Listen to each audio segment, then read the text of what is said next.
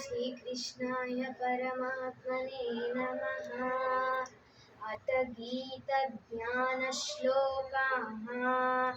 ॐ पार्थाय प्रतिबोधितां भगवतां नारायणेन स्वयं व्यासेन ग्रथितां पुराणमुनिना मध्ये महाभारतम् अद्वैतामृतवर्षिणीं भगवतीम् अष्टादशाध्यायिनीम् अम्ब त्वामनुसन्दधामि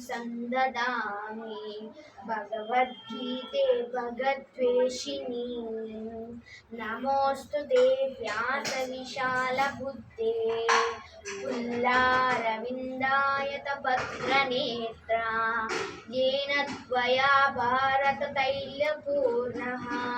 प्रज्वालितो ज्ञानमयः प्रदीपः प्रपन्नपारिजाताय